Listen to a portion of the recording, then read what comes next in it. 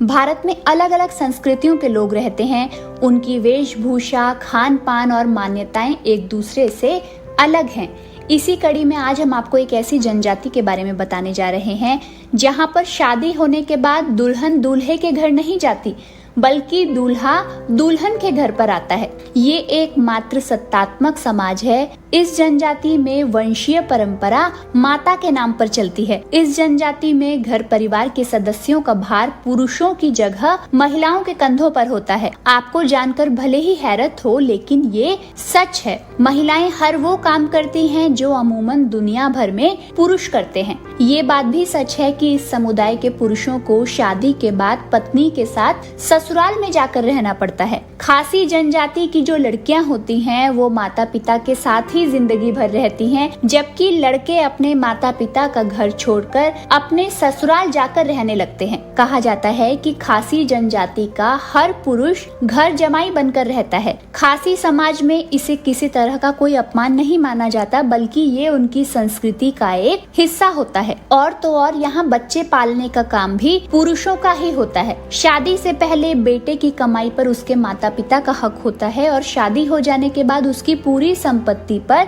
ससुराल पक्ष का हक हो जाता है। खासी समुदाय में शादी तोड़ना भी बहुत आसान होता है। वहीं तलाक के बाद बच्चों पर पिता का कोई अधिकार नहीं रहता। इस जनजाति के पुरुष घर का सारा काम करते हैं, जबकि बाहर के सारे कामों की जिम्मेदारी महिलाओं पर होती है। अच्छा, एक और बात कि खासी जनजाति में महिलाओं को एक से ज्यादा शादियां करने की आजादी है। इस प्रथा को बदलने के लिए पुरुषों ने कई बार आवाज भी उठाई है। उनका कहना है कि वो महिलाओं को नीचा नहीं दिखाना चाहते या उनके अधिकारों को भी कम नहीं करना चाहते, लेकिन वो अपने लिए बराबरी का हक चाहते हैं। खासी जनजाति में परिवार के सारे छोटे बड़े फैसले महिलाएं ही लेती हैं।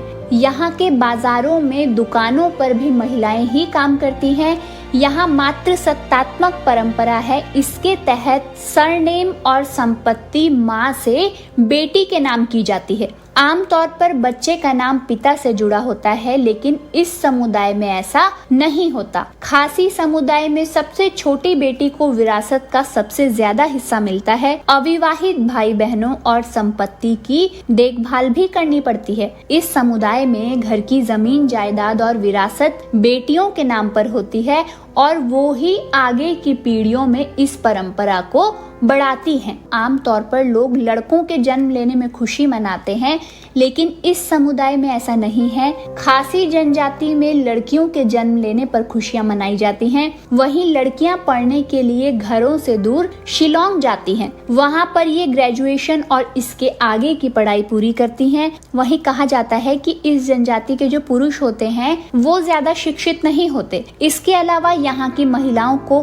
कब और किससे शादी करनी है ये सब भी वो खुद ही तय करती हैं। खासी समुदाय में घर परिवार की आर्थिक और महत्वपूर्ण जिम्मेदारियां महिलाएं ही उठाती हैं। खासी जनजाति अपने अनोखे मात्र सत्तात्मक ढांचे के बावजूद आधुनिक समाज में भी अपनी परंपराओं को जिंदा रखने में सफल रही है। माना जाता है कि ये जनजाति दक्षिण पूर्व एशिया में एक प्राचीन ऑस्ट्रिक जाति से उत्पन्न हुई थी। मात्र सत्तात्मक परंपरा खासी समुदाय में पीढ़ी दर पीढ़ी चली आ रही है। भारत में अक्सर परिवार के मुखिया घर के मर्द ही होते हैं और अमूमन बेटों को बेटियों से ज्यादा महत्व दिया जाता है। बेटियां पराया धन मानी जाती हैं, लेकिन इस जनजाति में ऐसा नहीं होता। खासी समुदाय में परंपराएं एकदम उलट होती हैं। इनकी जीवन शैली प्राकृतिक संतुलन पर आधारित है। यहाँ पर जंगल को काटना और वन्य जीवों का शिकार करना वर्जित है। ऐसा इसलिए क्योंकि इस जनजाति के लोग जंगल को